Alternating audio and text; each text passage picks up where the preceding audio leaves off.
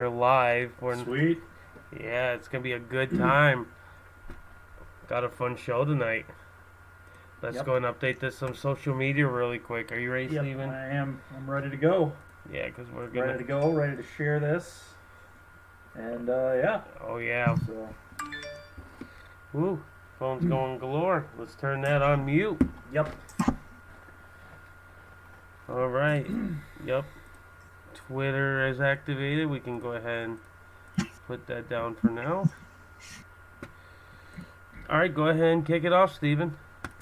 Hello, everybody, and welcome to another episode of Talking Swish. I'm Stephen Dykman, accompanied here by Larry Fields, and we are going to discuss some more Magic today, and we're doing it live for the first time, so that's pretty cool. Yeah, live and in action. Mm-hmm. And usually we do our personal introduction, where it's just me and you for a minute. Yep. But this week, since we're live, we're actually going to be kicking it off with our special guest right here on the phone. Yeah, let's just throw him right So up. let's go ahead and let's introduce Mr. Jack It's Cummins, correct?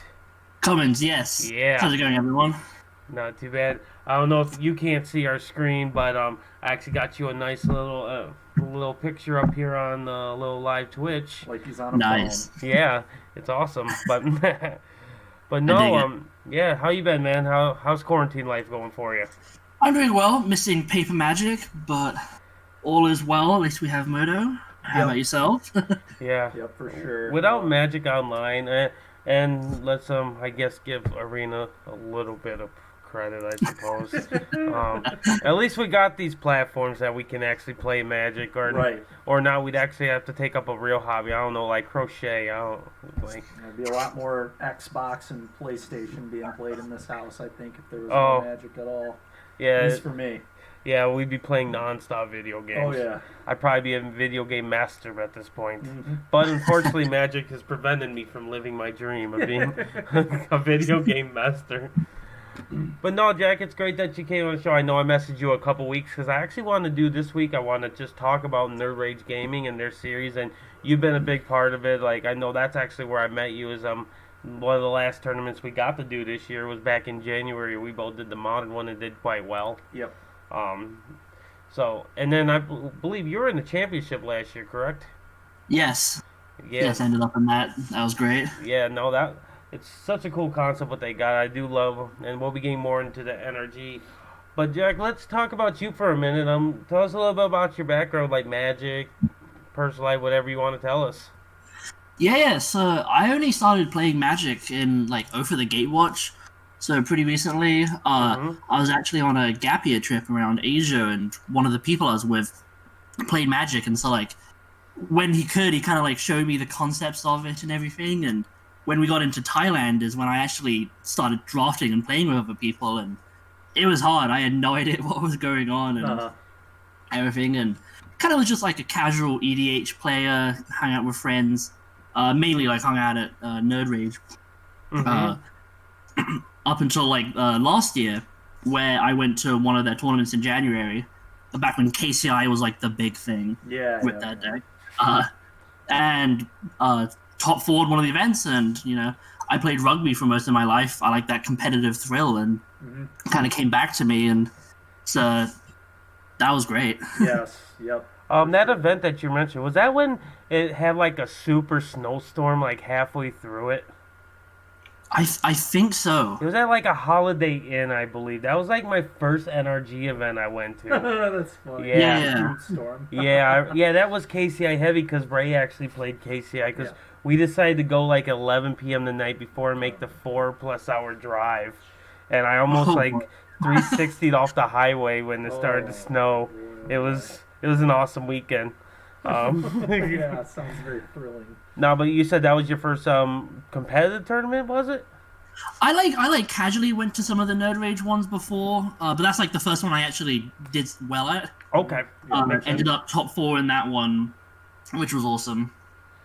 Played Spirits back when that was a thing. Spirits. That deck was great. I saw it's recently coming back, but unfortunately without Collected Company, so that card's dear to my heart. Right. No, for sure. Yeah, that event I actually played Phoenix. Yep, I played Arclight Phoenix, and I started out 5-0. I ended up top 32ing. I ended up running into some matchups that was very hard, like Burn. That matchup was kind of hard at the time until I could get something figured out. I did beat them one round because I played Scab Clan Berserker, whatever it's called. That's nice. They just couldn't pull it. Yeah, they I wouldn't let them. That's nice. Like I protected it. That was my baby at that point. That's funny. That's cool, man. Yeah, that works. But no, it's cool that he did well, and top 4 is really good, especially for like your first event. Yep. And that kind of like kicked it off for you overall. Like you top 4'd that, and you probably like did quite well at the rest of their events because you were in their championship event. Yeah. I think I had 3 top 8 at the end last year, and never ended up winning one, and finished second on the overall points, which was awesome. Yeah, that's sweet, man. You know, winning a Magic tournament is incredibly hard. Top 8ing is incredibly hard, and you doing it multiple times, that's very impressive. I'm like, once I've top 8'd an event, I'm pretty happy. I'm obviously still trying to win. I think everybody is, but like, of course, you know, you're only one of the. There's only technically like, if you all had an even chance to win, there's only a 12% chance that you get there, right? So. It's pretty low odds that you win a tournament, and usually top 8 competition is up to snuff. So exactly, and then it's still a game of variance. You know, for sure, yeah.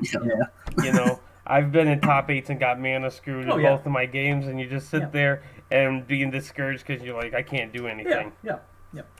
It's unfortunate, at but those points you just need to look back and just be thankful that you're even in top 8 at all, and be happy it didn't happen earlier than it did. That's usually what I think when that's happened to me in a top 8. Usually. Always have the mindset I didn't used to, but now I do is if I'm making multiple top 8s, I'd rather have consistency over that one big win. Oh yeah. Consistency is going to help you more long term than that one big win, and then you don't go back. It's actually going to mentally be a worse damper on you. Yeah, it would for sure. Yeah. Oh yeah, I agree. So how was that championship event? Did you have a good finish? Was it like a different format for you? It was rough for me. It was Modern, Pioneer, Legacy. Okay. Because that was like a month or maybe 2 months after the Pioneer was created. Yeah. God, that format I loved it when it started. But me too. Everybody did. Me too. But I think I ended up like 14th of how everything worked. Didn't do well in Legacy or Pioneer, and 3-0'd like the Modern bracket. So with trusty old Urza. Oh yeah, you and Urza. I was actually telling Steven earlier, you be crushing it with Urza. Like, are you still playing Urza now, or are you off that and doing other stuff now? I've tried to figure out how to make it work, but it's losing Mox Opal hurt, but was bearable. Losing Astrolabe pretty much killed it. Like, it needed that card. Makes sense. Yeah, the Astrolabe was like the final dagger. Nail in the coffin to Urza. Yeah, exactly. You know, I'm not upset about it at all. You know. Yeah, so I'm not upset about Astrolabe getting banned either, just because of what it did for other decks, but specifically like in just like a 2-color Urza deck, like it is sad that like. But when Urza was playing like 4 colors out of their sideboard with Opal and Astrolabe, some decks had like, you know, they'd randomly be this 2-color deck that had like Blood Moon in their sideboard and like Abrupt Decay or Assassin's Trophy just randomly in their base blue-green deck, and just.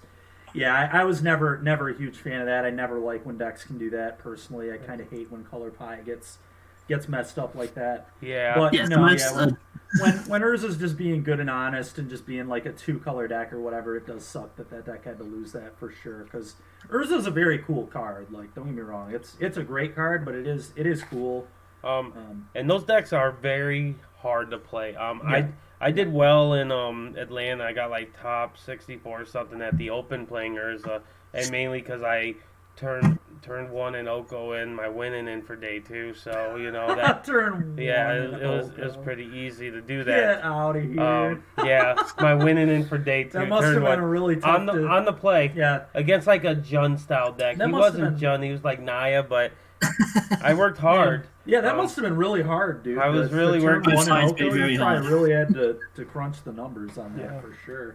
Fun fact about Urza, and actually the event that me and him both did well in, is he actually beat Dewey, to knock Dewey out of top 8 contention, and then he proceeded to smack me around in the first round of the top 8. It's crazy. I had it was low for me to actually get into that top 8 because I was the only X2 that made it in, and it was either 8th or 9th I was making it at. And yeah. Hey, sometimes the numbers fall in your favor. Yeah. Like that tournament, I lost round 1, and that was the last time I lost until I went in the top 8, and he smacked me around, like I mentioned. But the matchup wasn't great. I was fine against the Urza matchups except the Whir versions.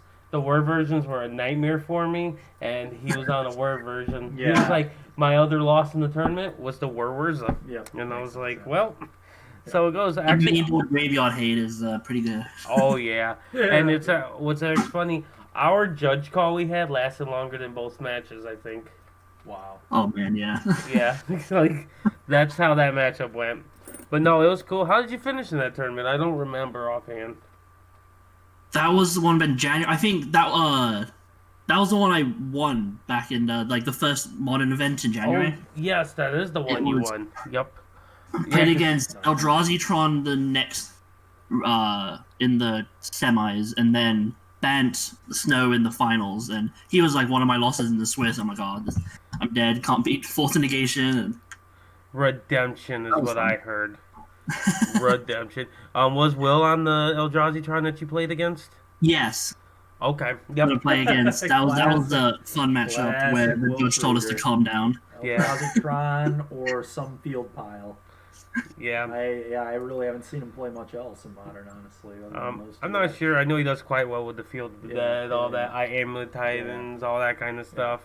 I be seeing it on Twitter. It's awesome. Yeah. Do you just strictly stick to the NRG series? Like I didn't even know you were queued for the PT when I actually seen you in Phoenix. We were actually doing mystery booster drafts together on that Sunday. We were both in the same pod. That's fun. Where did you queue for your PT? Was that your first one? Yeah, that was my first PT. Was it just kind of heard about a qualifier that was up in Madison, I believe it was. Okay. And it was a decently small, 30 people showed up and played the blue-green flash deck, and so that was awesome. Yep. That deck was sweet. I played that deck a lot. Yeah. And this is standard, right? I believe so, yeah. Night Pack Ambush. Yeah, Ray did the same thing. 30-person tournament queued. I had to play a 100-something person PTQ at a GP, and everybody got to do it on easy mode. It was nice. So it's a little bit jealous, not gonna lie. but it does not matter how you get there. It's still awesome to get there. You still have to play well and get through all them other players, because there's 31 other players that's aiming for the same thing as you are. But no, that's awesome. Yeah. And is that the only PTQs that you really do, or do you strictly stick to the NRG series? I go to whatever tournament friends are going to, and the NRG series. Yeah. So before Phoenix, flew out to New Jersey for a Grand Prix Limited. I'm horrible at Limited, but I had a buddy going out by himself, and so it thought it'd be kind of fun to hang out, and it had a blast. Yeah. How did you enjoy the convention center? It was nice and not many people there, right? Oh god. No, that one was a lot of people. We were there. Yeah, we were there. Oh boy. That was actually the first trip that me and Steven went on together. Yeah. Pretty one of the first times we even actually met each other, honestly. Yeah. Steven, tell us a nice story about that weekend. Oh man. Just the short of it for the viewers who have seen other episodes and know that that I didn't play as much Magic as I would have liked to this weekend. There are many stories from this weekend that involve me being an idiot, but the main one is I didn't pre-reg, and I'm ready to play my event on I think it was Friday. Yeah, it was Friday, and they were filled to capacity, and we're not letting anyone sign up for events anymore because the building was jam-packed. Saturday's when that happened. Okay, so one of the days I didn't get to play at all. It was Saturday. I didn't get to play. So that happened then. I think, on Friday I like signed up for the wrong tournament or whatever, and then just paid $10 extra to play standard instead of limited, and they didn't have me on the sheet, and I went and got annoyed with the people at front. I was like, why am I not on this? What's going on? And they're like, well, did you sign up? I'm like, yeah, I signed up, and then I get back and I'm talking to my opponent, and I somehow the money got brought up, and he's like, that's not how much this event cost. It was less than that, and I was like, oh god, I signed up for the other tournament, I think.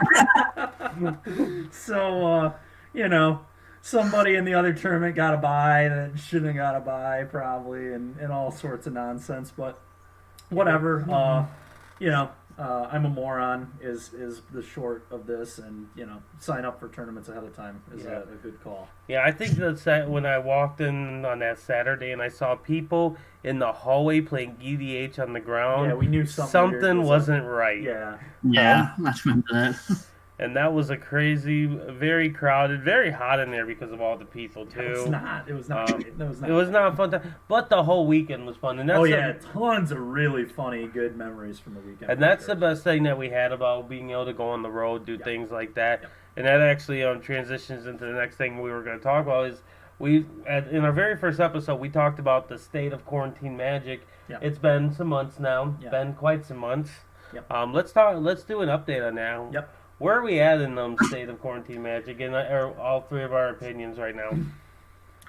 Well, I'm still enjoying playing online. We've talked in previous episodes about how it obviously is not as good as paper. You lose out on the personal stuff, like the good stories and hanging out with people and stuff. But I'm really loving limited, especially. Like, I'm having a blast with this current set so far, and I know you are too, Larry. So we're really enjoying that right now.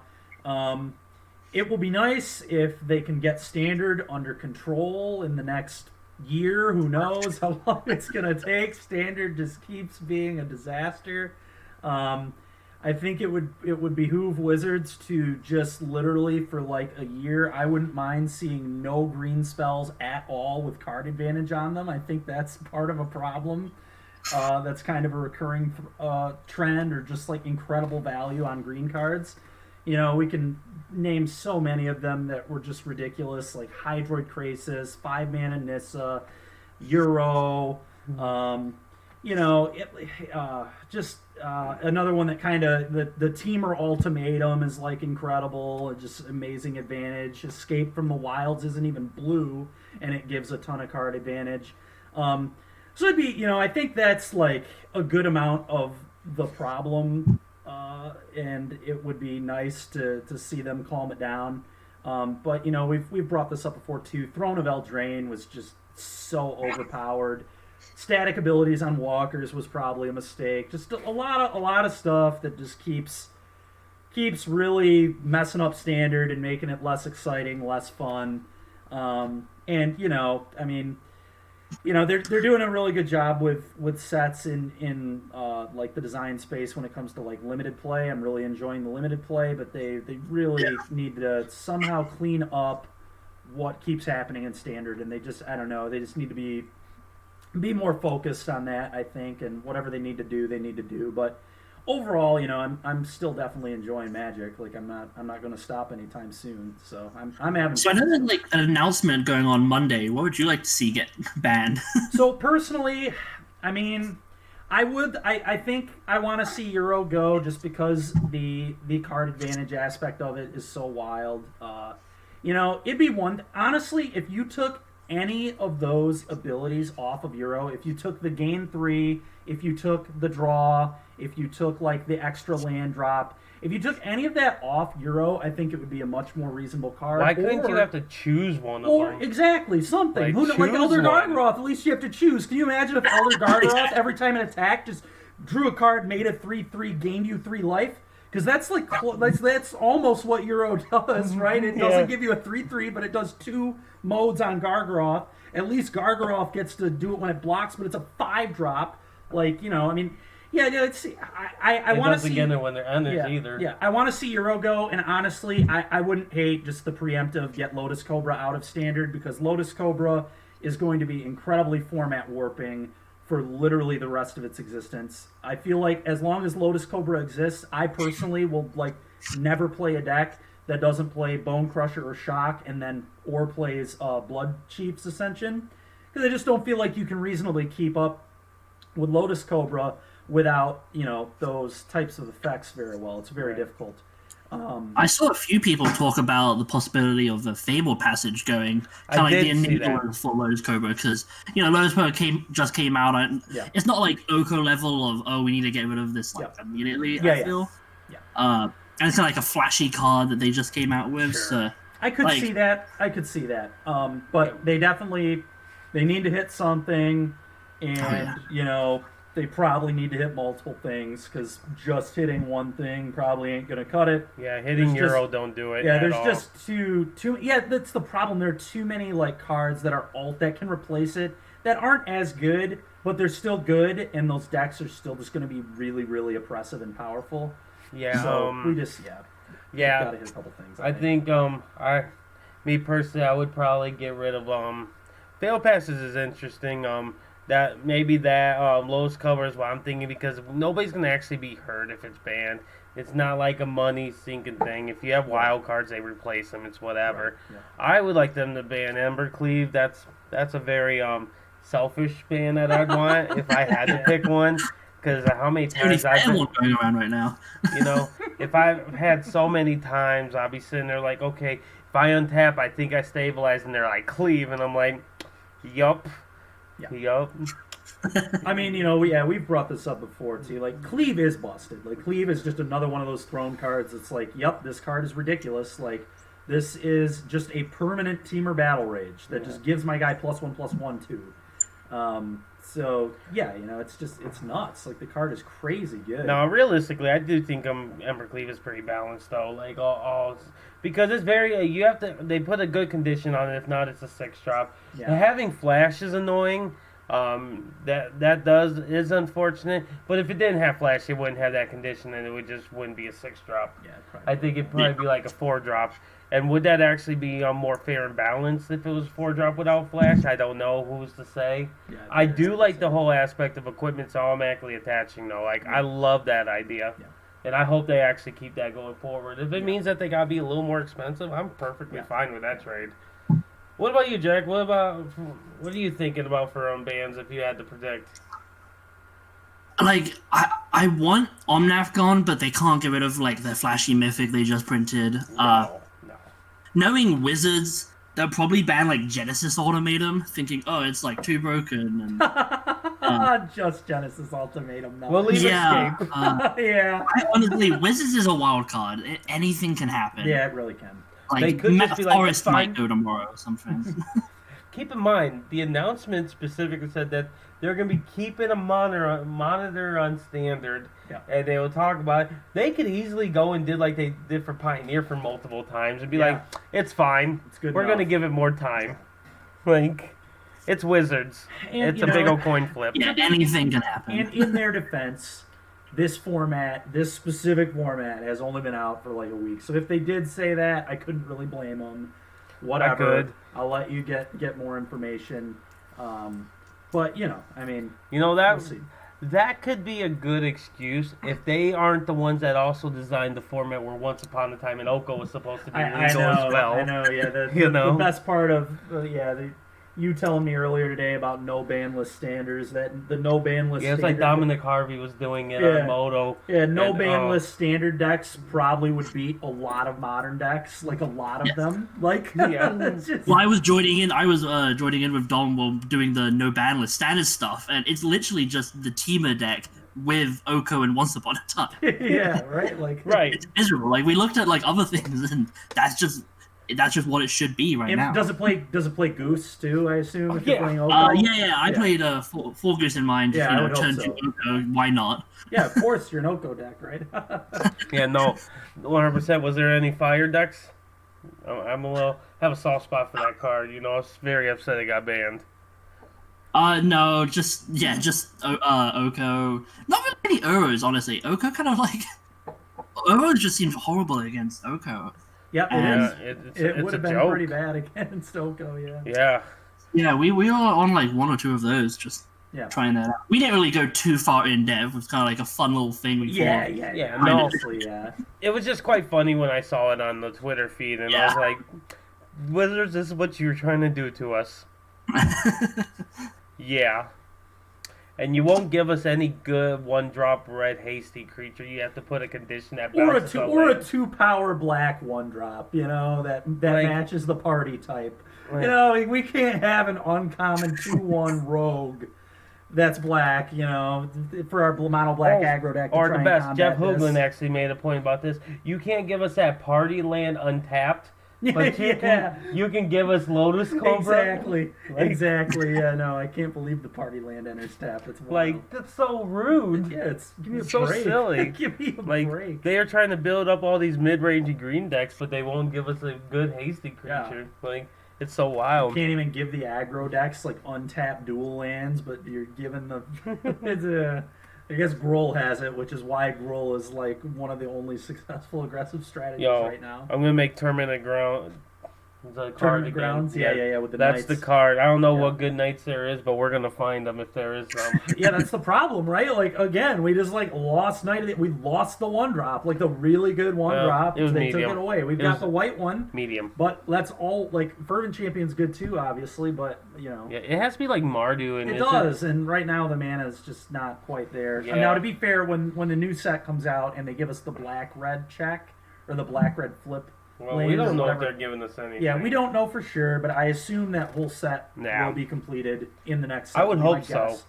And you know, I mean, who knows what you can do then? Then you know that'll be good for aggressive strategies. Maybe they'll give us a 2-drop Euro. Great. You know, that's what we need. But they're like Escape 2. Yeah, we need more of that for sure. Just more of that.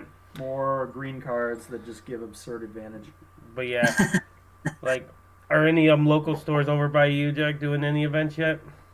No, pretty much Chicago or Illinois is still down with everything going on. Yeah.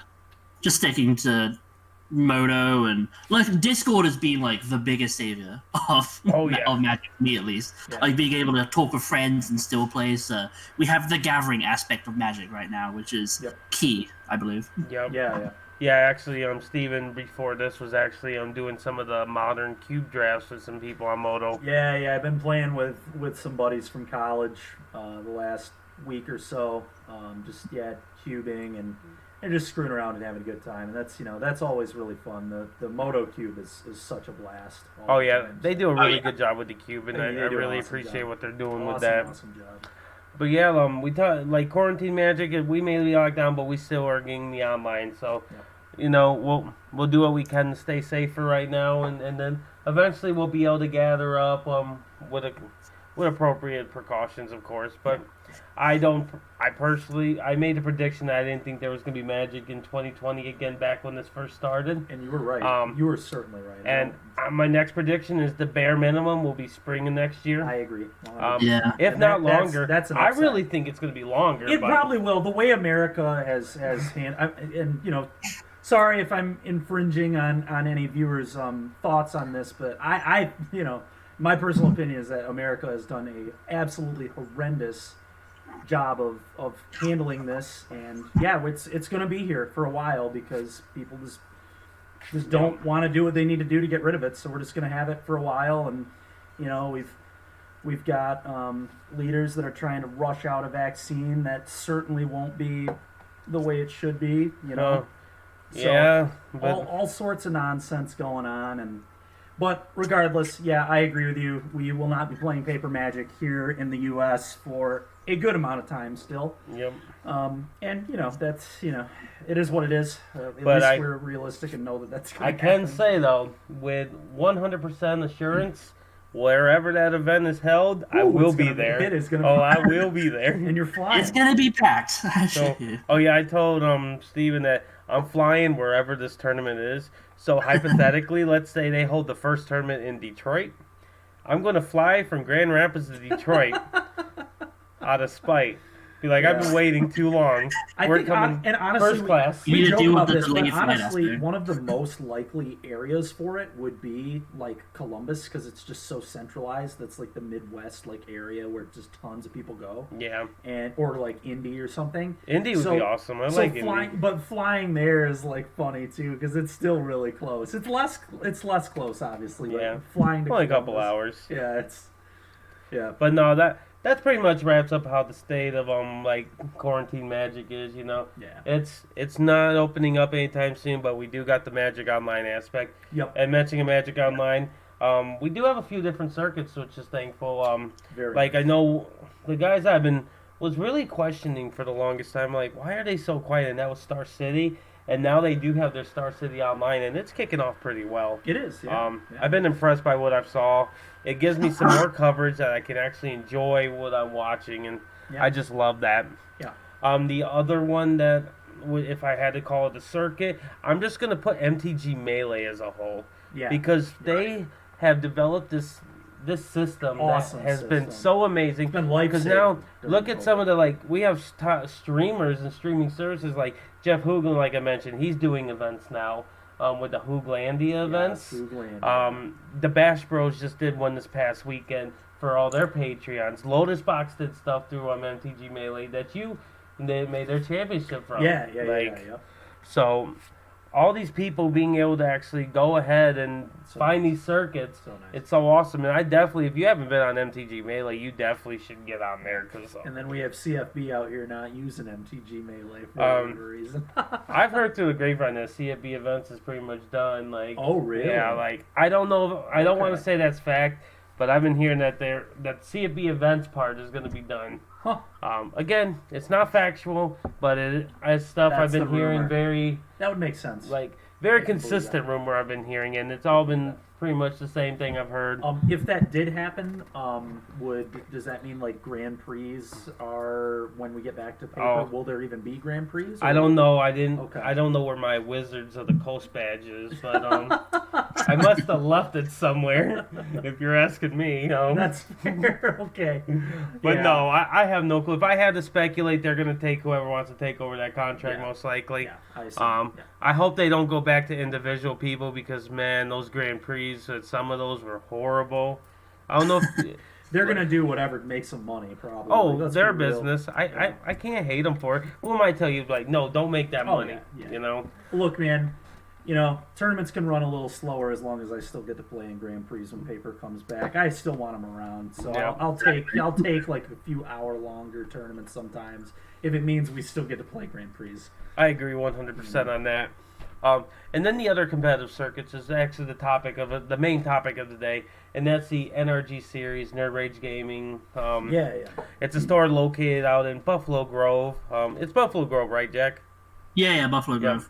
I usually go and play F&M there every week, and they have one in the Chicago area. I'll do F&M the night before, Yeah. just because it's fun to do. And it's how I like supporting local stores. Yeah. Just been my thing. It's good. And Norm's great. He's an awesome owner. The workers are all awesome there. Yeah. All of them. Max, who does the series, does a lot of the stuff for the series. He's been killing it. With all the work he's put in with them.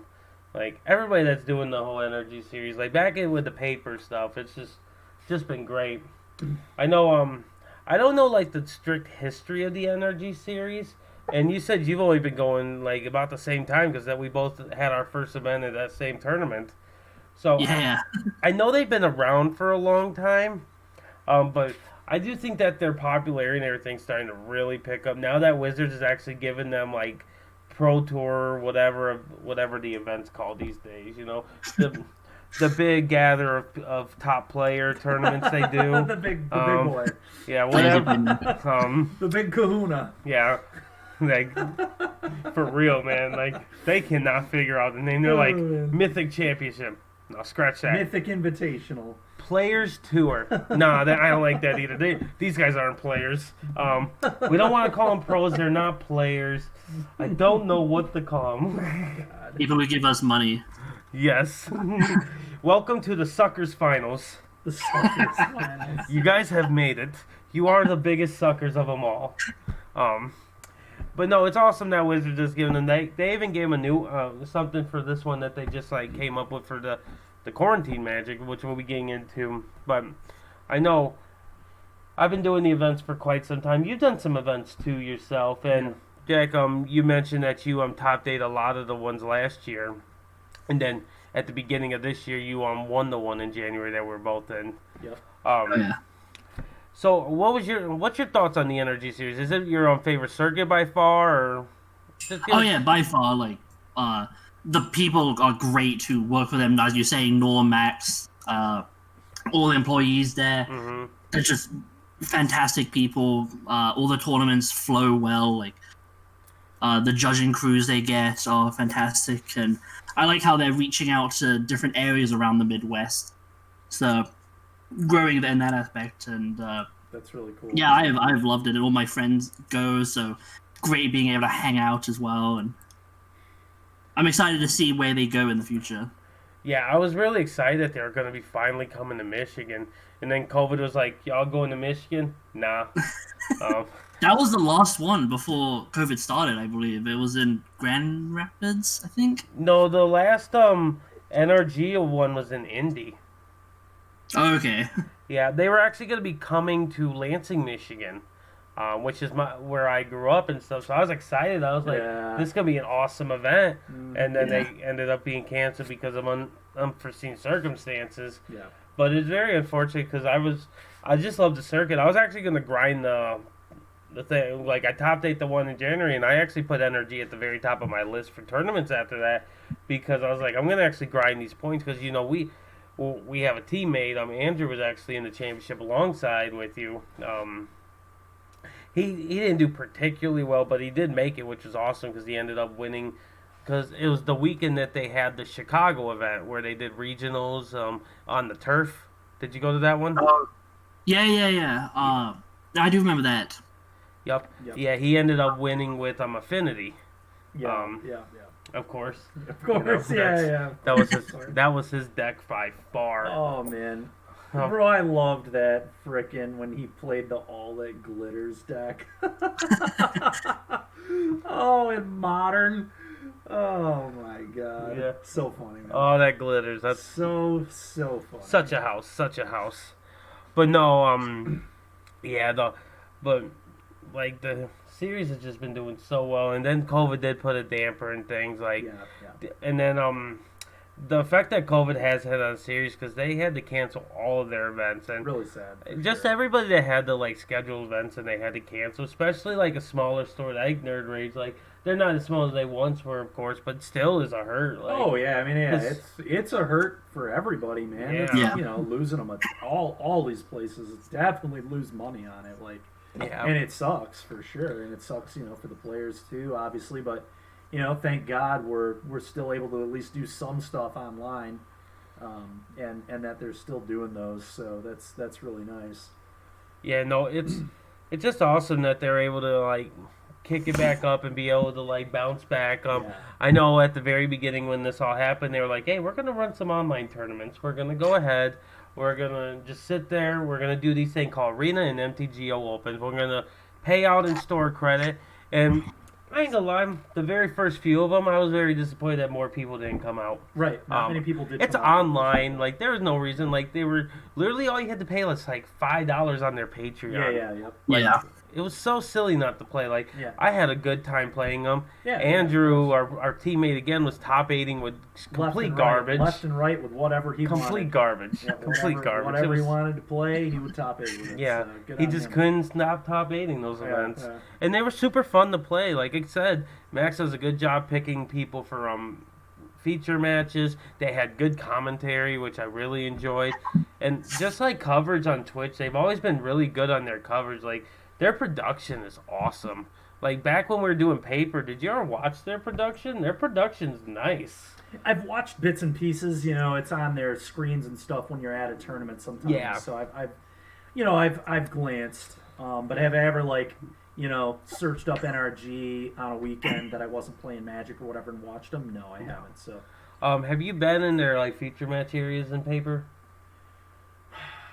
No, one of my good friends that I actually scooped into top 8 of a tournament at the time, because it was kind of funny. We were both playing mono white aggro, the like Banalish Marshall deck, that was quite good in that standard towards the end of that standard.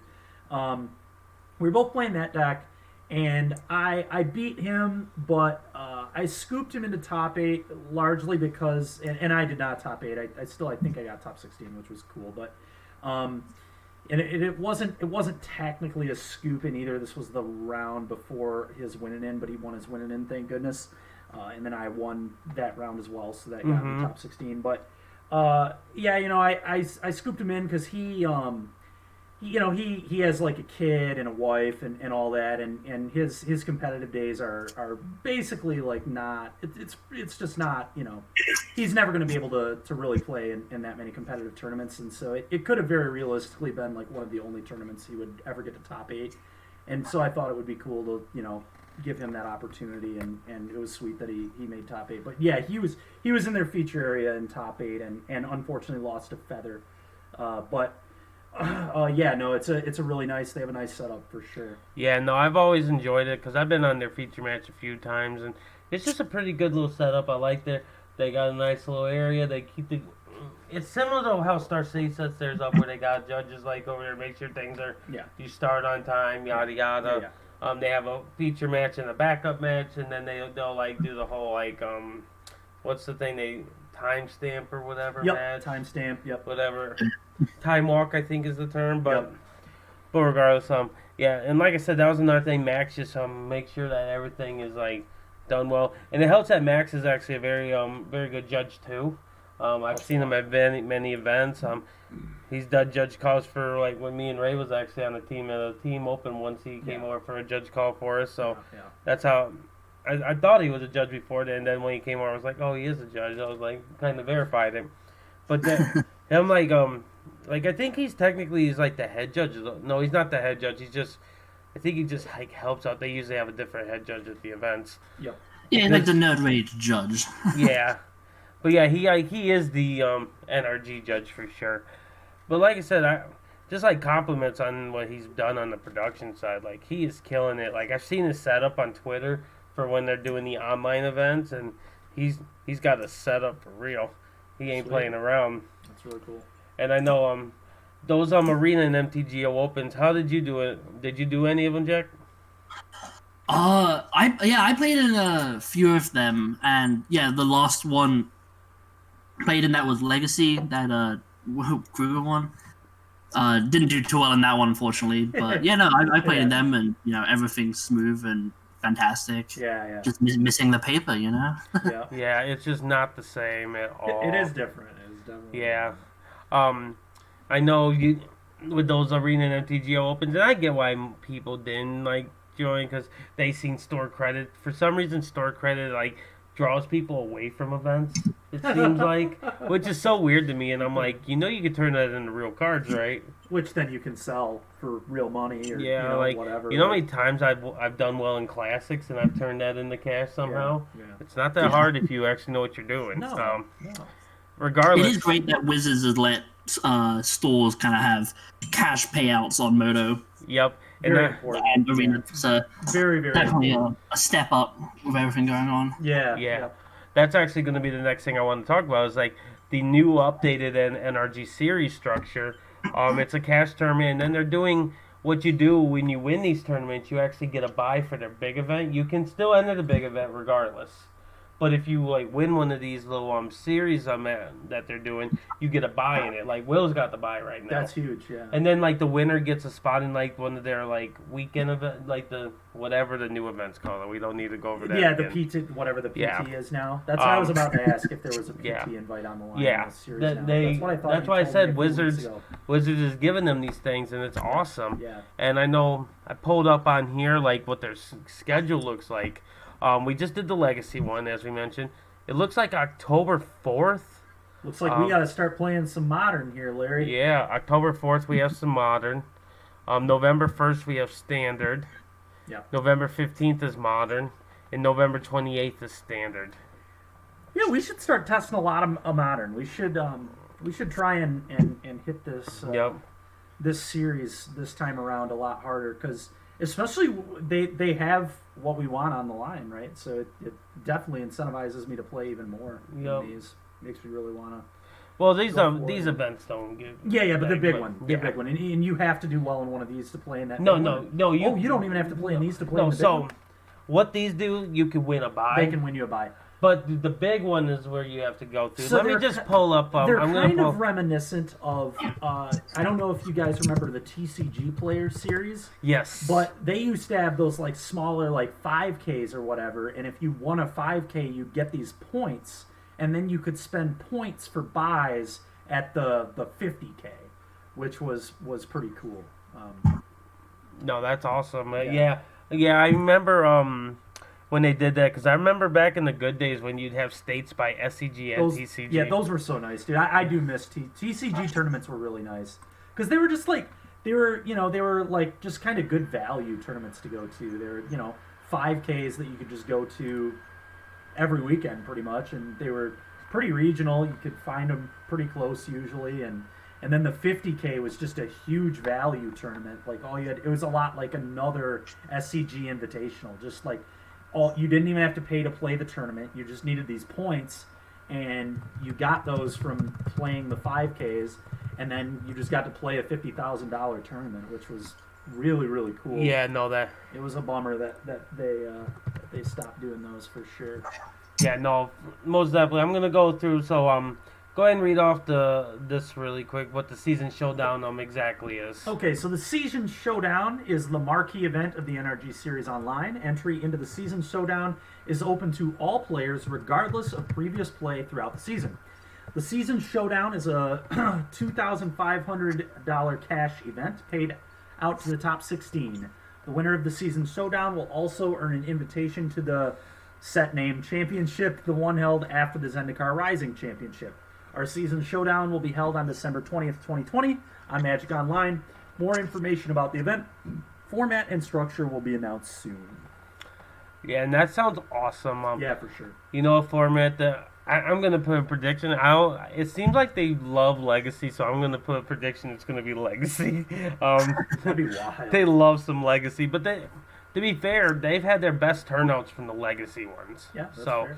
can you really blame them for like wanting to No, go no. where, I don't blame them. Do you think they do like a mixed format at all? Do you think they do split format? That'd be kind of cool. You could do that on Moto is the cool thing. Yeah, that is true. You do anything. I wouldn't be surprised if they did like standard Legacy or something.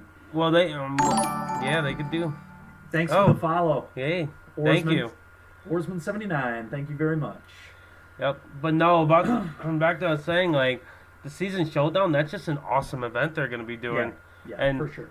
I don't know, Jack. You have like a mandatory style of things, correct? Yeah. Oh, and we got some comments from Max and Oarsman. Yeah, I see that. That's the benefit of doing this live, right? Yeah, definitely. Yeah. Definitely.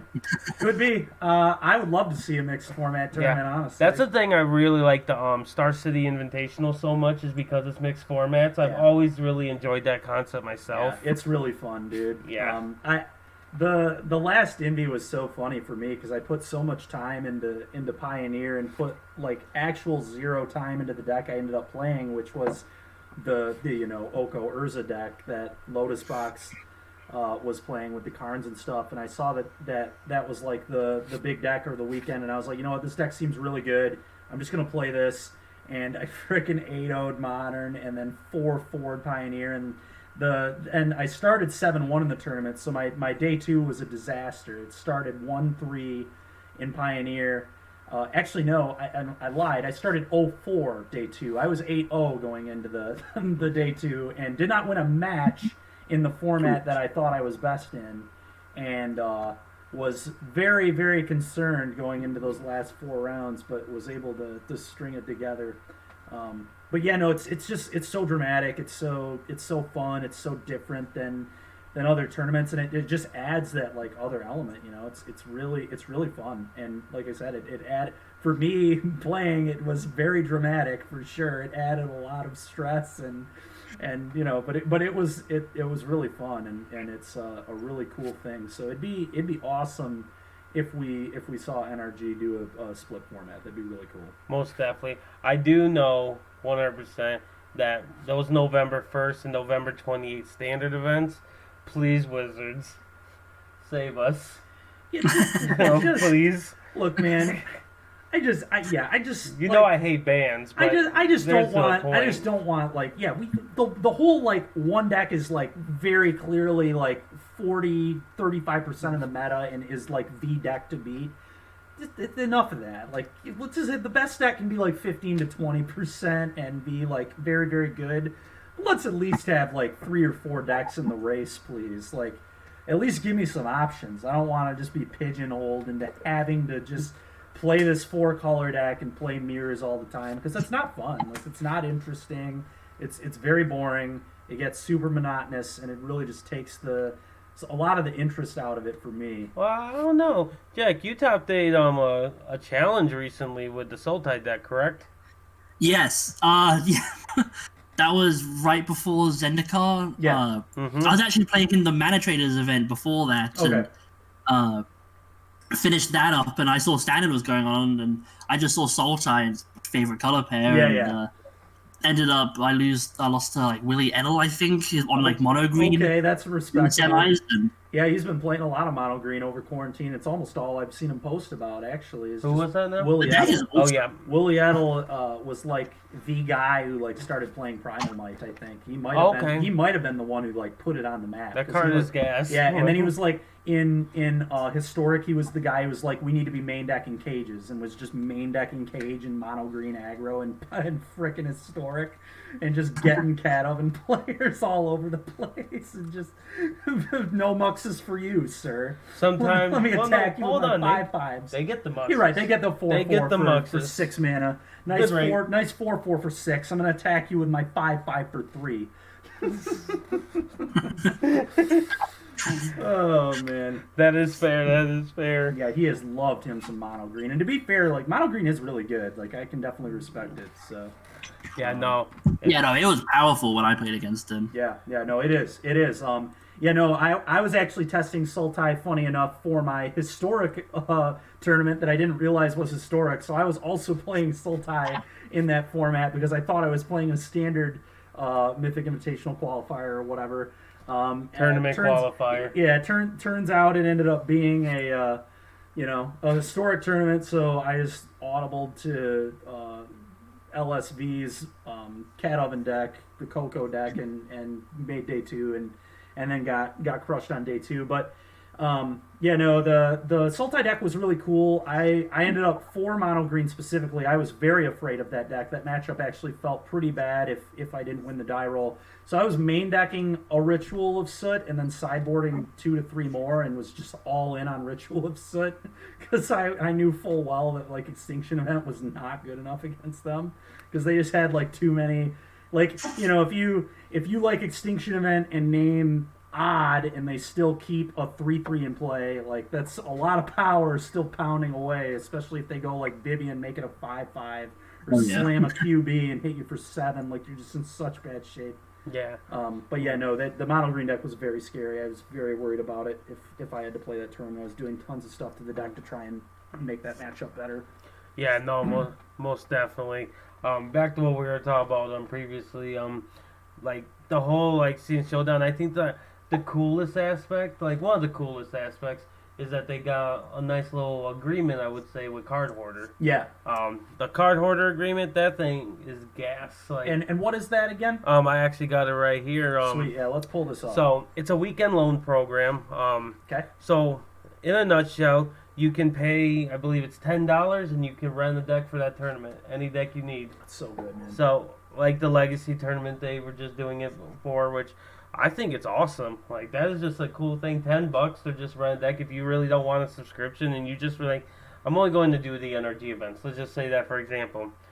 You can go ahead, be like, hey, I'll pay $10 for each of these events, and I'll just run a deck. Don't have to buy these digital cards. I'm on board with that. That's awesome. That is awesome, dude. Yeah. It's really, really cool. Yeah, it's Love just that Card sweet. Hoarder stepped up and is working with them. That's really nice. Like giving more people opportunities to play, because there might be paper players that just don't play online because they don't want to get mana traders. Exactly. Or something like Yeah, that. yeah. I mean, it is. Which, You know, it's an that's- investment. That's understandable. It's an investment. You know, Yeah. it's like what $60 a month, even for what we're doing. We're not Yeah. even on like the top package or whatever, Mhm. and we're splitting it. And Yeah. you know, it's no, for sure. It's it's very good they're doing that. So it saves so many people so much money, and it also makes them money. So Yep. it's it's a really good system Yep. for sure. Just like it gets more people to play these events, because like I said, That's what we need. I mean, Like, we just need more people. I would love to see more people doing these events. Like I always enjoyed doing the NRG events in paper, where they actually had a very good sized event, because Yeah. you know I love when Big I go events to, are fun, man. Yeah, Yeah. big events are like my favorite things to do. Like Yeah. I was on the road like every weekend for like 2 years or whatever, Right. so for a reason. Like Definitely my favorite time to when I was playing F&M was, when I was in like high school, and one of the shops around here was getting 64 people a week and was literally having to turn people away because the shop was like small. The shop was not it was like a comic store, not even like they had Magic, but it wasn't like meant to be like a Magic shop. It Yeah. was just something they sold. And yeah, it got so popular in the Grand Rapids area at the time because there was also really no competition at the time either. So it was like the only shop around, one of them. And yeah, they'd get 64 player F&Ms for like a good, I'd say there was a good 3 or 4 month period when I was in high school. And that was definitely like my favorite time ever playing F&M. Like I literally, F&M was like a little tournament. Like it was really fun. And that was like what propelled me to start playing competitive events and want to do the competitive events. Is like I was like, these big events are awesome. I want bigger. Like let's go. And so it's awesome. So yeah, the more people that are in these, the cooler it is. Like Jack, I don't know if I've asked you this already, but if you did, I'll just have us retouch on it. What's your favorite part about the NRG series? Pretty much the gathering part, especially just having so many friends that play the series. And I initially at the beginning of last year wasn't really friends with anyone who played on it, and they kind of just included me in it, and we started traveling together and hanging out at them, and nice, just everyone's so nice, and being able to, as I said, like the competitive aspect, being able to play in them was fantastic, but also the gathering, just being there with friends, traveling, and really, really good time. And everyone's so nice on the series as well. Yeah, no, I've noticed that very nice players that are in the series. Yeah. My favorite part about it is that they're 2 tournaments. Like now that they're the double 5K style events, that's freaking awesome to me. Like I love that, because the biggest thing is when I'm trying to figure out what I'm doing, like where I'm going for my tournaments, I'll be looking. I was like, where am I gonna go that's gonna give me the most magic for my weekend? And so I'll look, and I'm like, oh, that's 2 5Ks in a row. And like I said, I go to Chicago, like for the ones that are in the Chicagoland area. I'm also going to get to play F&M, because I'll just get there like in the afternoon, and I'll go play F&M at the actual store in Buffalo Grove, and then just for the just for the hangout aspect, and then go do the 5Ks the next couple days. And it's awesome, because say you busted out the first day, you have another opportunity, another tournament to maybe I'll run hotter the next day. That was really cool. Yeah, it's just awesome. Like I love it. And I've been there. They've done PTQs along with the series events. They did regionals alongside of it. It's just awesome what they're doing. Like, and when paper does come back, I'm very excited to hit this series again. Yeah, absolutely, Like, dude. Paper is going to be awesome for sure. Cannot wait to play in all the circuit tournaments. Just play some Magic in paper again will be really cool for sure. It's going to be great. So, Jack, are you going to do these events coming up for the NRG online series? Oh, of course, yeah. What are you Hopefully looking do at for well modern? I'm sorry? What you looking at for modern? I've been trying to figure out where to go in modern for a while. It's probably Field of the Dead. That card just seems busted. It is, yeah. I've been trying out, like the Amulet Titans and Control Field of the Dead decks, and still trying to move away from Urza. I every so often go back to an Urza pile and 2-3 or 3-2 a league, realize, oh yeah, I should stop doing this. And, yeah, man, you could do so many better still things. looking around. Have you ever thought about the good old faithful dredge? I have never figured out how to sideboard with Dredge. I've tried it out many times. I've had friends tell me and help me, and I can't look at a hand and figure out how to win with it. That's fair. That does kind of take a lot of reps to figure out. Yeah, it's the deck I struggle the most with. Yeah, you gotta... And it makes sense. It's a whole different game. It really is. Like, it's not normal Magic by any means. It's a very combo-oriented. Like, it's just different. It's just not... The it's mulligan not Magic. procedure. Mulligan procedure is very interesting with the deck. Yeah. And then post-board, because you turn into control most times post-board. Yep. So your sideboarding and stuff is very interesting. You gotta know what dredgers to take out, what payoffs to take out. And like I said, I only got to know how to sideboard with it. Yeah, with with one of our Soda. guests, weeks ago, and he's like the dredge master. Yeah. So we can certainly refer you to some good notes if you need them. Yeah. Oh my God, the details. Yeah, he does not play. It is just Yeah. money.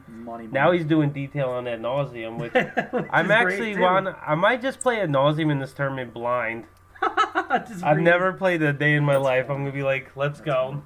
Yeah, Well, now you have Belcher back on the market in Modern with all the spell Belcher lands. is indeed back on the market. Yes. I've been playing a few things of that. Mill is like a real deck now. It's got 8 1-drop crabs that just come at your opponent's library. So that's like a real option. There are like tons of decks. I was testing some D&T with a buddy yesterday, and it looks like that deck might be kind of close to tier again, because the new 3-drop that can exile permanents that are CMC 4 or less, and they're just gone forever. And if they deal with this creature, they get a token, but like you can just wisp those tokens out or blink them or do whatever.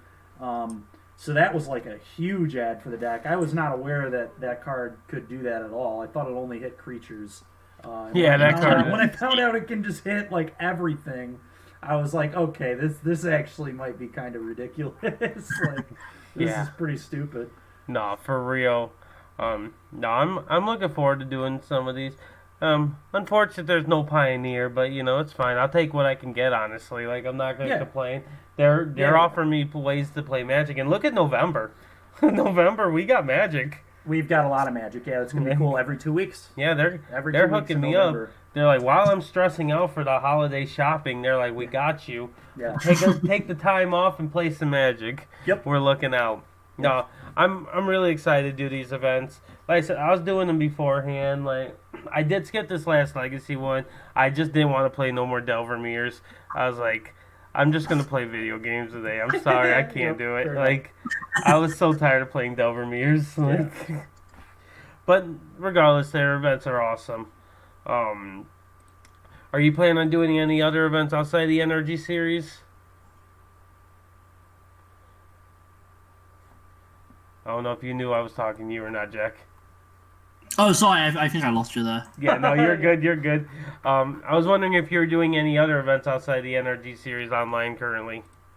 Yeah, I've been playing a lot of the set roulette. I think Pascal Maynard hosts it, and That's sweet. I've played. I didn't play in the first one, but I played in them since, and they've just been a lot of fun. They're cool, like, man. Meeting people for like deck building, and kind of have a week to like throw together a deck out of 5 sets. And Yep. It's remember, really like, cool, dude. That is a really, really sweet We were one. messing around with doing some deck building because I was going to do the last one because I've been trying to do them, but I ended up not doing this last one. And I was trying to find a way to make mono red great. I couldn't figure it out. I just couldn't. I was like, I can't beat the like Valakut decks. Yeah. I can't I'll play definitely this. hit you up next time for it. Yeah, I was like, They are a lot of fun. no, they look like a tremendous amount of fun. Like the one before this last one, it was like all them flash decks. That looked so much fun. Yeah. Like, it would have been a great time. Like, but Kind of no. like a casual format, and a lot of like the great competitive players playing it, and you get like that competitive aspect, and I definitely enjoy it a lot right now. Right. Nah. It's a great idea. It's awesome. And then they do like a historic event. I think they do standard events too. Mythic Society actually runs really good events, really cool events to say the least. Oh, absolutely. Yeah, I think it is something every day of the week, I believe. Yeah, they do, which is really cool. Yeah. And just like I said, like other people having actually opportunities for people to play Magic and do well in Magic, get better at Magic, because it's a good time to get your practice in. If if you feel like there's a part of your game that you need to work on, best time to do it. You got time. like I said, like Magic Online's actually how I got better at Limited and Draft. Yeah, I think my Limited game has improved a lot over quarantine, and it's just because I'm playing it a ton. Yeah, because we had Amonkhet come out. We've had every standard set. Every set that comes out, we continue to when it drops. We're 7 winning a lot right away, and it's great because it's a ton of new cards. Like it's just value, it's just making money. This set was a little easier for me because I went and played poker with Ray, and I was talking to him about the limited format, and he was telling me about some of the decks, like what he thought was the best archetypes. And he's really good at limited in general, so definitely we'll always take his advice on limited.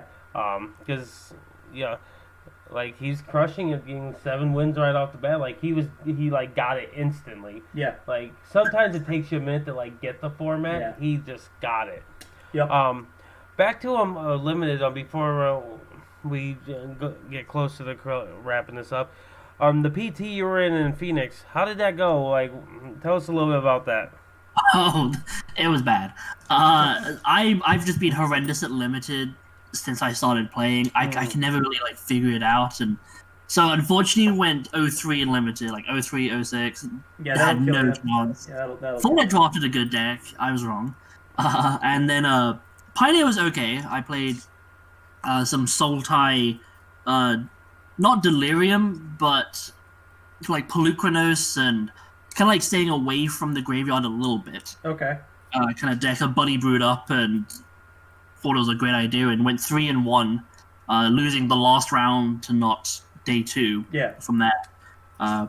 You almost got there. Which it was a good time, at least, at Phoenix. That's pretty much, that's almost how my first PT went, too. I think I 1-2 draft, and then 2-2'd block, or what did I have? 1-3 draft. Or no, it was 1-2 draft, and then 2-3'd block constructed for my first one. So yeah, the Phoenix was my first one as well, along with them. I beat Patrick Chapin in the draft. Yeah.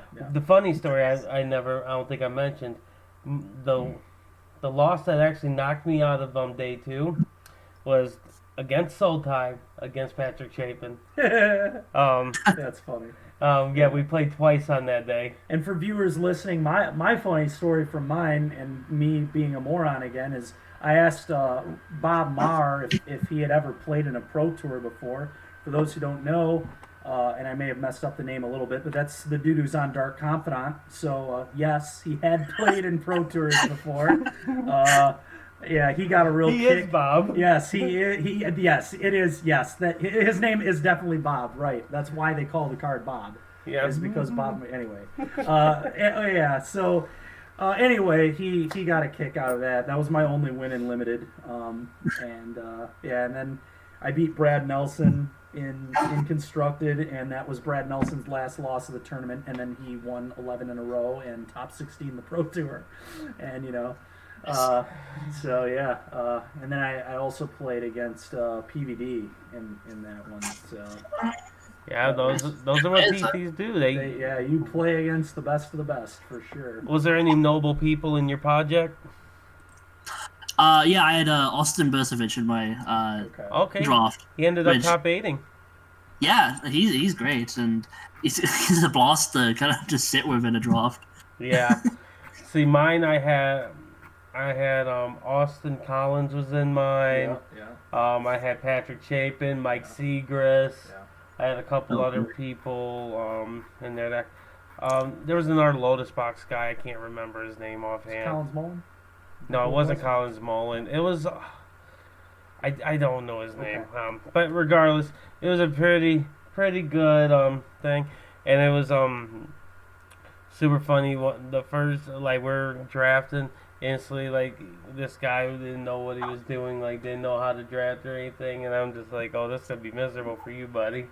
Like, this is not the best. It's fast paced, yeah. That's not where you want to get your practice. Yeah, That is practicing at the torture. PT. Let's go. Good luck. I will say that Mike Seagrass beat me down like nobody's beat me down in Magic before. He beat me down so bad, and then at the end of game 2, he's like, cashier. I was like, oh, you got that too? I was like, cool. You didn't need it. What can you do? You know, Yeah. What can you do? But no, and that, like the PT, like, that's another thing, like, doing these events, you have an opportunity to make your first PT just by doing well in these NRG events. Yeah, because people can say whatever they like about, it's still a PT. Like, it's still really good to get there, and really, really says a lot about your ability as a player if you get there, regardless of, how negative some people on social media are about Here's it. how that negativity goes, in my opinion. The PT and the value of that PT is how you make it. Yep. Who cares how... People are going to have their opinions because they got to play Magic at different times. Base it on how your experience is. Yeah. Like the Phoenix one, I thought it was the greatest tournament I've been in. Like, hands down. Sure, I've heard it's not the PT of old. I get that. I didn't play at that Who time. cares? So Yeah, you it has no qualified relevance for a to PT. me. It doesn't matter. Yeah, Like, you did it what was you my needed. goal. You did what you needed to do, and that's that's all you can do. Like what I mean, that's like that'd be like that's like kind of coming like if you were to say LeBron James could never ever be better than Kobe Bryant, I guess, because he's playing now instead of then or whatever. Like, or if you said like Tom Brady wasn't as good as whoever the next best, I guess maybe Joe Montana might have been one of the best ever quarterbacks, but yeah, you just like it's all of super that's opinionated. unfair. Yeah, it's opinionated. It's unfair. It's ridiculous. Like at the end of the day, you'll never know, and who cares? Like they're all great players, and it's all great tournaments. Like feel accomplished. Like there's nothing wrong. Like I know, and I honestly thought this one just made me want to get back, so it drives me even harder now. Yeah, for sure. Like, definitely, and I agree. Yeah, no. Like I said, those tournaments, and I love the I'm all in for Magic for the challenge. And those kind of tournaments are going to give you the best kind of challenge. And that's what I love. I do know their new system is so weird because I think it was Sandy Dog that posted that there's a bunch of Hall of Famers and stuff playing PTQs now because they don't automatically get in. Yeah. That is wild. That is wild. Kind of makes me think the Hall of Fame means nothing now if you're not getting in the tournaments. Like, what do you get? Yeah, that's crazy. I thought that was the perk of being a Hall of Famer. It was. You got invited to all those things. Yeah, that was wild. And now, for whatever reason, they're inviting popular streamers to things instead of Hall of Famers for some reason, which really just kind of tells you a little bit. Oh, they're trying to get Twitch viewers. Like that's just an attendance thing. I get it. I get it. It sucks, and it's very unfair to the Hall of Famers. Certainly, I would be livid if I were a Hall of Famer and I couldn't play in these events anymore, and then I was watching streamers who hadn't even won a PTQ before get invited to a big tournament. I would be furious. I'd be very, very angry, and I think it would be justified. I think that is crazy. Yeah, and I think they certainly deserve to. If they want to play in the Mythic Invitational, they should be able to play in any of them if they want to, because they're Hall of Famers. They should be able to just do that. I think that precedent was set, and it should just stay. I don't get why we take it away. Yeah. Like you said, what does the Hall of Fame actually mean if they don't get rewards and perks, right? They should get something. Right. Yeah, it's weird, but again, not my decision, so I don't have anything to say about it. Yeah. But regardless, like you said, you have any upcoming events? I know you said you do the Mythic Society. Have you touched any of the SCG events? Any things like those? I played in one SCG event the other day and it didn't do well in it. I'm not a fan of the current standards, so I'm waiting until the bans happen to really figure that part out. That's where Larry and I have been at so many times. For months. We keep saying, we might play in one next week, and then standard is garbage, and then we're like, we'll wait, and then they do a ban 3 weeks later, and then standard's garbage, and then we go, we'll wait, and yeah, it's just been a very constant theme for us, and our viewers know that. They've heard us talk about entering tournaments multiple times, and then we end up not entering the tournament because we decide a few days later, this isn't all that fun anymore. It's, that's an unfortunate part I'm about not about standard this. And, now. with me right now in this format, like, I've got, like, 8 rare wild cards, and I don't just want to spew them on a deck that I'm not going to play anymore. Obviously, if I were to build the 4-color deck, I'd get my Cobras back and stuff, but, like, the build, like, I might not want to play 4-color after the ban, right? So, and I would have to make lands and stuff. And I ain't gonna lie, I want them to ban Fable Passage. You know why? I'll get 8 wild cards. Woo, buddy. Oh, that's right. Yeah, they got That'd be double great. print. You're right. I'll get a good amount too. Yeah, because I had remember 6. you've seen me get open up multiples of those They need stupid to. lands. I know. It's so just annoying. So dumb. Just give me mythics. Don't give me these rares I don't need. You know I don't need these. It's so silly. Didn't they recently change it to where you can't like open up more copies of a card once you have They them? should do that. They should do No, that. I'm still hoping. What they do, they set the priority so you get the rares that you haven't got. But then Oh, okay, they eventually, did the priority. Okay. yeah, they do have a priority on it. Like, do they? Yeah, you won't get those cards until you've got all the other rares. But if you got all those other crappy rares, then they're like, all right, well, I guess you're getting some more lands. I'd rather take the gems. Of course. Like, I mean, gems is Yeah. like money. It's I'll not take the much, but gems, it's a little bit of you money. know? Like, gems are their actual like monetary value on that client. So Yeah. yeah, no, that's I really hope it eventually they do away with that. But yeah, I would definitely, anybody listening, I would that haven't, I definitely do the NRG series, like the main thing. Any other comments or things you want to mention about the NRG series, Jack? Can't think of anything other than like they're great. Like, Yeah. They really are. And then, like I said, definitely would recommend people that haven't gone to their paper tournaments, if it's feasible in your like driving range or transportation range, definitely go. They run such a good shit, and their tournaments run so smooth. Like they're usually done in good fashion. Yeah, I'd They like to hold see them that, at good yeah. locations in the hotel blocks. They're fun. Like the one in Indy. We had a blast.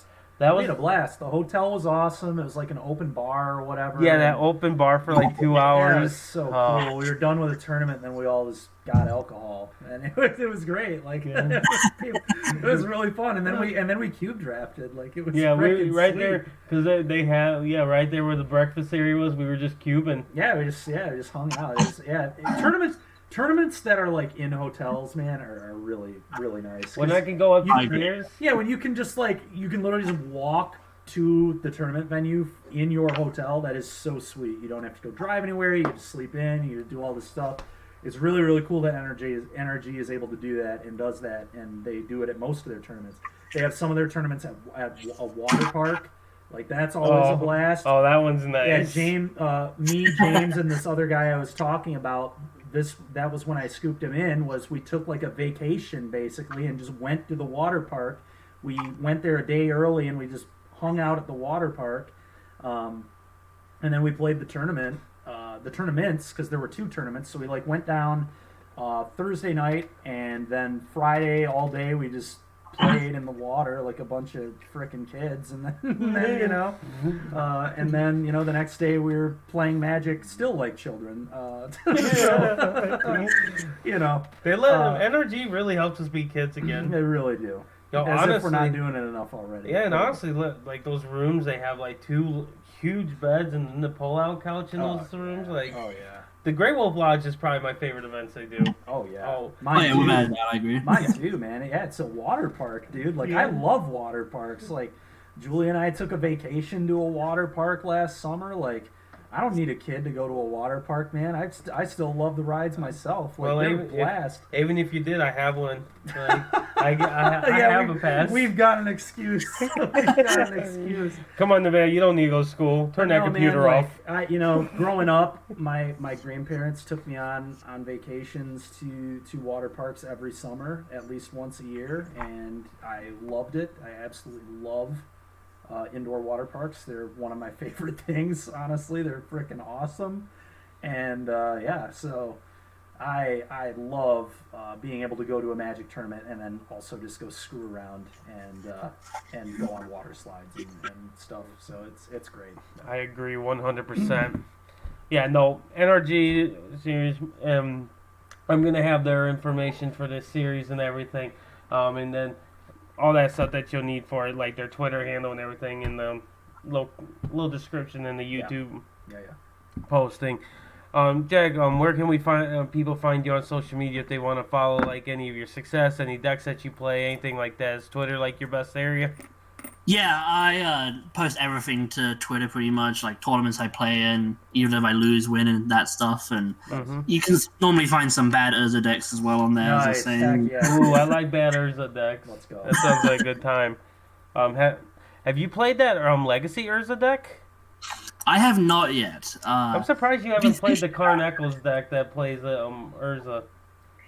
It looks awesome, but yeah, I just haven't got around to it. Been having some fun with the Sultai mid-range pile. Just been playing that. Yep. Okay. Weren't you on like Omnitel in one of the events? I'm sorry? Didn't you play Omnitel in one of the events? Yes, that was a couple months ago. Just a fun little deck that, how can I say no to Grizzlebrand and Emrakul sometimes? Oh yeah, you can't say no to those cards. It's hard to say no to those for sure. It really is. Yeah, no, that's awesome, man. Yeah, we'll definitely put your Twitter handle down in the YouTube page as well, just so people can find you, give you a follow. And then I know we're gonna be continuing to do our thing. We're gonna be doing a lot of drafting for Zendikar on here because limited is better. Tons of drafting. Maybe we'll mess around and play like a little bit of historic or modern now. Maybe we can do a few like MTGO streams, playing some modern. Yep, maybe we could do some of those. We've done a little bit of that. We might do some Q drafting too. I love Cube, and other people. I know people I assume people will watch us Cube for sure. Yeah, maybe we'll do. We can let viewers do stipulations. Those are always fun, as long as they're a little. I guess we don't need to. They can just do whatever they want. Yeah, I know. I know this is the first time we did the Talk and Swish here live on Twitch. Yeah, and I know we've got a pretty good amount of viewers even right now. 5 viewers right now. We at one point had 8 viewers. Thanks to everyone who followed, watched us, joined us for our conversation and listened to us. Yeah, I know. Once we hit 50, shoot the breeze. Yeah, we hit 50 viewers, 50 followers, I should say, we're actually gonna be giving a box of Zendikar Rising away. So that should be fun. That'll be cool. We're definitely looking forward to that. But yeah, Jack, it was awesome having you on the show. I don't know if you're planning on doing events this weekend, but we're going to start listing off events that are going on this weekend. If you're qualified, the SCG is doing their weekend event. Yep. But also Mythic Society is doing a standard tournament Sunday. Yep. And then there's also a TGS Open series, and that's Saturday at 2 p.m. and that's standard as well. Yep. So if you enjoy casting Euro and standard, you better get it out of your system because you're probably not going to be doing it much longer. Just a warning to those who enjoy casting and playing. If you're not playing Euro, I definitely recommend Gruul Adventures. That deck is quite good. Yep. It's really good against them. It just has a good plan against the Omnath decks. If you like killing people, maybe you're trying the mono green decks that had some success on SCG earlier this week, or just some good old Sandy Dog mono red. We didn't have success with it at all on our stream, but that doesn't mean the deck's bad. It's certainly not bad. We drew like garbage, and we're bad. It's cool. We were just very sick of it very fast. It wasn't what we wanted to play. So, but no, there are other options. But if you enjoy casting Euro, you might want to get it out of your system because you might be on borrowed time. Yeah. So, but no, Jack. Like I said, thank you for coming on the show. For those watching that haven't, definitely check out Nerd Rage Gaming and their series. Absolutely. And hey, if you need to buy some cards, go on the Nerd Rage Gaming website as well. They awesome deals on there. They definitely will make sure your cards get to you in tip-top shape as well. Yep. Definitely have bought cards from them at events, and they're always in good condition when I buy them. Yep. Definitely check them out. But until next time, we will catch everyone later. Catch you later, everybody.